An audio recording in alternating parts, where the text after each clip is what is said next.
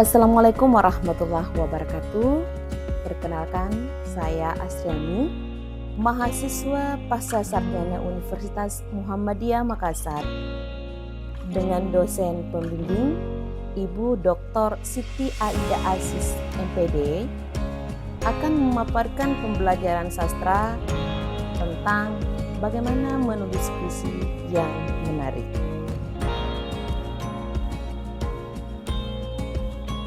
Adapun yang menjadi model dan metode dalam pembelajaran ini itu terkait tentang bagaimana memberikan pembelajaran puisi dengan menerapkan model Gordon dipadukan dengan metode konsep sentence.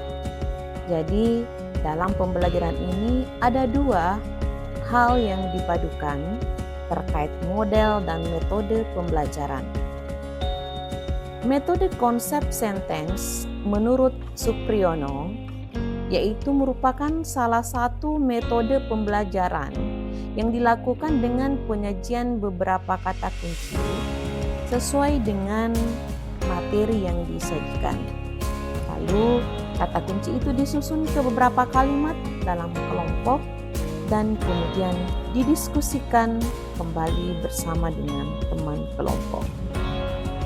Nah, yuk kita simak seperti apa praktik pembelajaran yang akan diterapkan sesuai dengan metode dan teknik yang dipilih.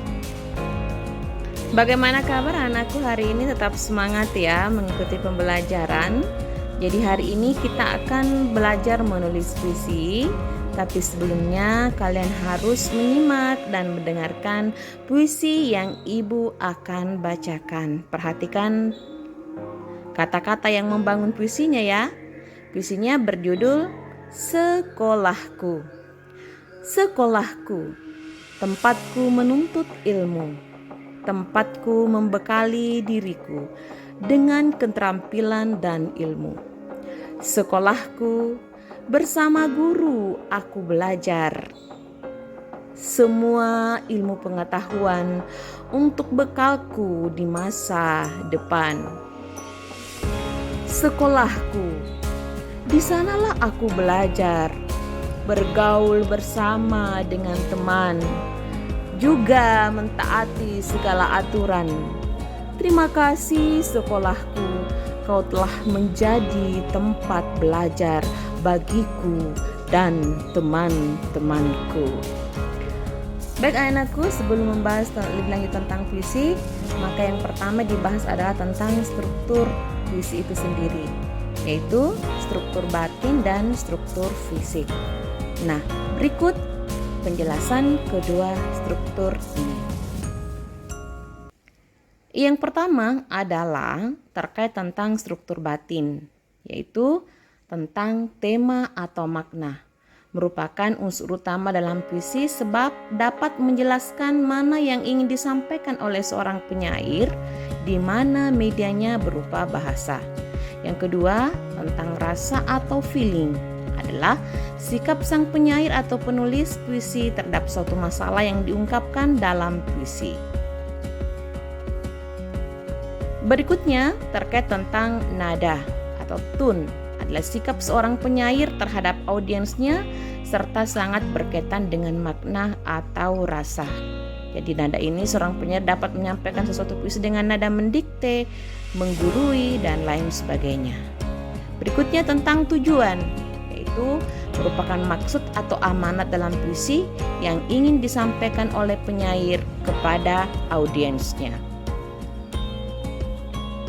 Nah, berikut yang kedua tentang struktur fisik, yaitu perwajahan puisi atau tipografi, yaitu bentuk format suatu puisi seperti pengaturan baris, tepi kanan kiri, halaman yang tidak dipenuhi kata-kata. Yang berikutnya tentang diksi, merupakan pemilihan kata yang dilakukan oleh seorang penyair dalam mengungkapkan puisinya sehingga didapatkan makna. Berikutnya tentang imaji, yaitu susunan kata dalam puisi yang bisa mengungkapkan pengalaman indrawi sang penyair. Berikutnya terkait tentang kata konkret yang merupakan bentuk kata yang bisa ditangkap oleh indera manusia sehingga menimbulkan imaji. Kata-kata yang umum biasa dipakai adalah penggunaan kata salju untuk menjelaskan kebekuan jiwa. Nah, struktur fisik berikutnya adalah tentang gaya bahasa. Itu merupakan penggunaan bahasa yang bisa menimbulkan efek dan konotasi tertentu dengan bahasa figuratif, sehingga mengandung banyak makna. Berikut terkait tentang irama atau rima, yaitu adanya persamaan bunyi dalam penyampaian puisi, baik itu di awal, di tengah, maupun di akhir puisi.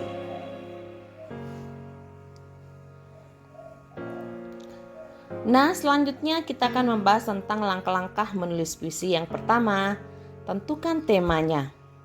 Untuk mendapatkan tema, anakku bisa memancingnya dengan menggunakan pertanyaan, keadaan di sekitar, perasaan, maupun berbagai hal yang kamu amati.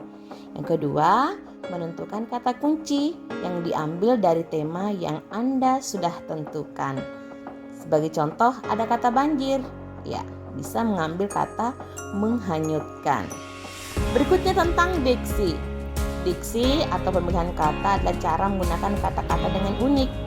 Tentukan sendiri ya diksinya yang ingin digunakan. Kemudian yang kedua, gunakan gaya bahasa atau majas yang diperhatikan dan menghasilkan kata-kata yang puitis. Bisa menggunakan majas perbandingan dan pertentangan.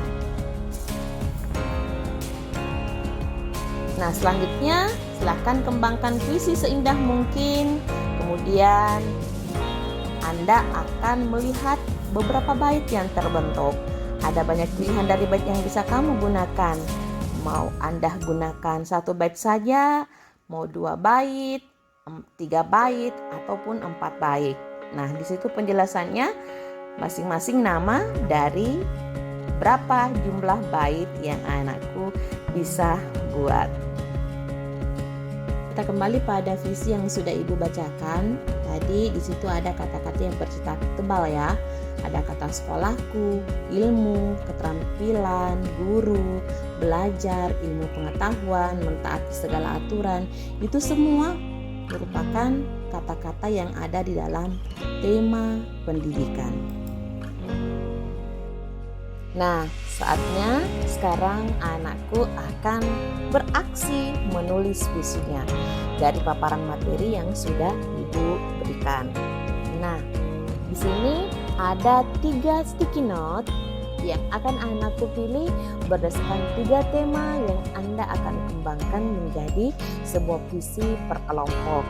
Jadi, Anda silahkan memilih ya warna yang Anda sukai. 3 tema yang anakku pilih yaitu ada 3. Ada tema terkait dengan keluarga, ada tema tentang pendidikan, kemudian ada tema tentang kepahlawanan.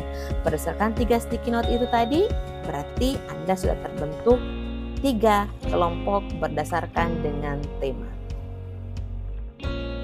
Baik anakku, jadi berdasarkan 3 tema tadi, silahkan cari diksinya masing-masing ya. Jadi masing-masing kelompok itu mencari diksi dari masing-masing tema yang sudah ada per kelompok. Jadi diksi tentang pendidikan, diksi tentang keluarga, dan diksi tentang kepahlawanan. Selanjutnya, dari diksi yang sudah aku dapatkan, silahkan kembangkan menjadi sebuah puisi, larik puisi. Jadi ini kalian akan bekerjasama dengan kelompok mengembangkan masing-masing diksi menjadi sebuah larik puisi. Bagaimana? Apakah puisi anakku sudah selesai? Silahkan sebelum difikskan, silahkan diskusikan dengan teman kelompoknya dan diskusikan dengan kelompok yang lain. Bagaimana hasilnya dengan masukan yang diberikan oleh teman dan dari kelompok yang lain.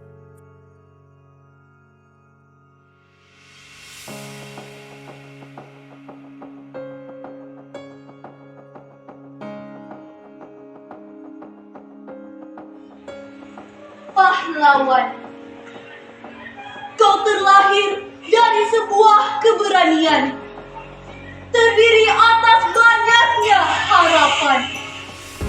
menghembuskan harapan kemerdekaan. Penderitaan rakyat yang menjadi penopang. Sekarang kami bisa menikmati kemerdekaan. Inilah buah dari pengorbananmu. Pengorbananmu hanya janji dan upaya yang bisa kami persembahkan. Persembahkan untuk kalian, pahlawan.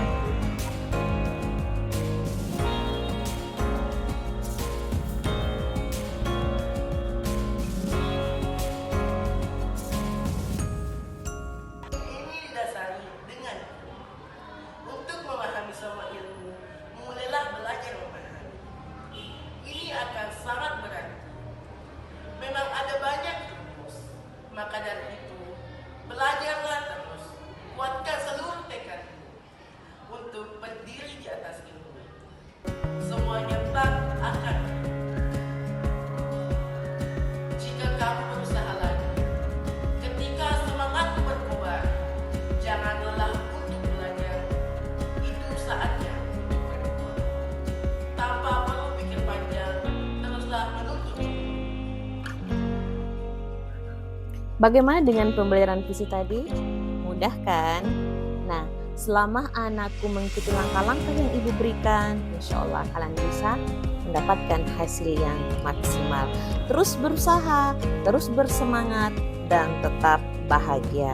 Saya kira untuk pembelajaran sastra terkait dengan menulis visi seperti ini yang ibu sempat paparkan, mudah-mudahan bisa bermanfaat.